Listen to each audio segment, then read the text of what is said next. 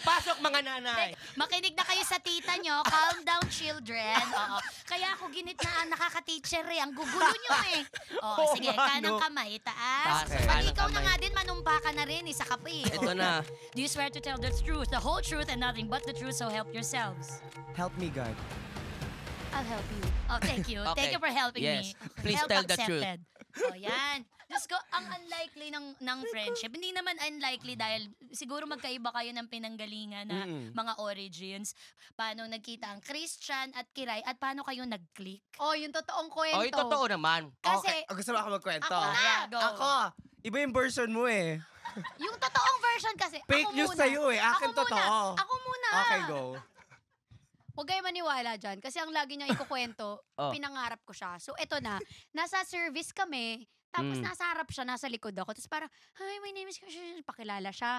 Sabi ko, hello, ganyan. Chuchup. Oh. Doon nakikita ko naman na siya. Mm. Tapos, di kwento-kwento siya. Alam mo yung kaibigan ko, kaibigan. Yung parang nagagaganon na siya. Parang, okay, ganun. Oh. Inaantok na ako. Kasi yung biyahe namin, 3 to 4 Mahaba. hours. So parang, ano, kwentuhan na lang kami ni Bakla? Ito ba yung Parang pupunta ganun. kayo ng Cavinti? Yes! Yun, sabi ko parang, sige, be, chikan tayo mamaya kasi inaantok na ako talaga. Oo. Tapos pagkagising ko good morning. Yung, hinihintay niya ako magising.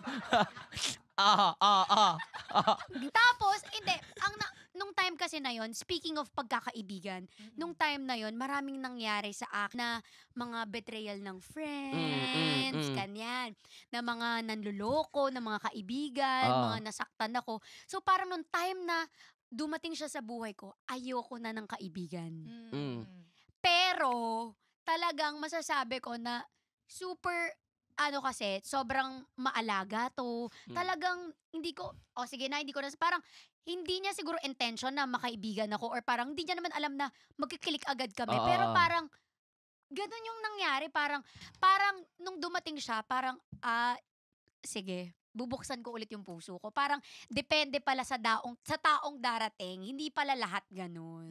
Yes. Parang ganun. Yun yung totoong kwento. Ewan ko sa kwento niya. Anong Eh, ano version naman ni yung version ni Christian? Christian? Pangarap niya ako maging O, kaibigan. tingnan mo. Nga yung baklang yan.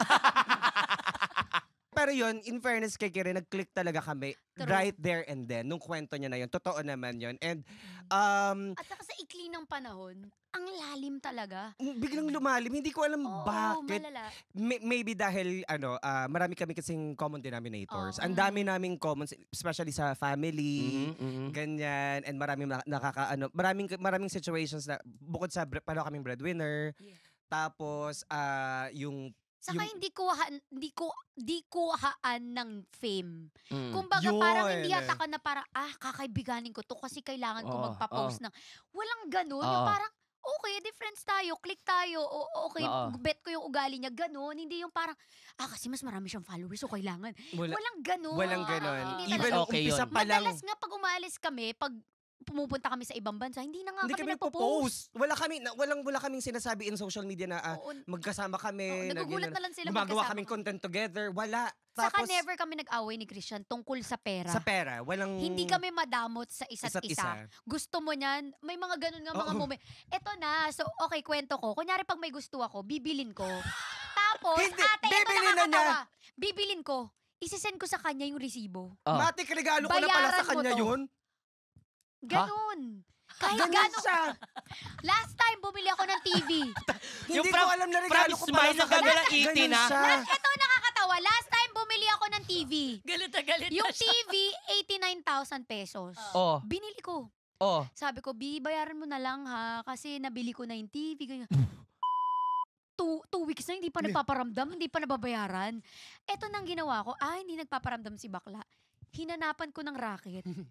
Inanapan ko ng racket. So, sabi ko, pasok ka na dito. Hindi ko tinanong kung pwede siya. Schedule niya. Wala. Hindi. Okay yan si Christian. Go. Rekta na. Sabi niya, Bi, may work ako. Oo, Bi, gagawin mo to. Ganyan.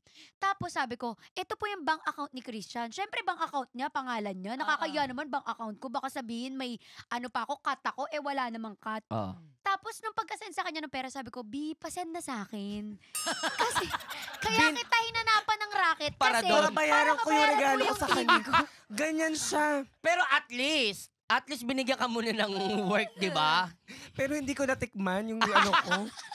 Hindi, pero ganun din kasi si Kiray sa akin. Pareho kami, actually pareho kami ganun. Paano kunwari, pag may Oo. gusto ako, binili ko na, babayaran niya. Tapos bigyan mo na Oo, sa akin. Pero hindi, ganun kami. Pagdating sa ibang bansa rin, ako na to magbabayad. Yung kami pa yung nag-aagawan. Kasi sawa na ako sa mga kaibigang palibre. Oo. Ay! Hindi mo Ah! okay.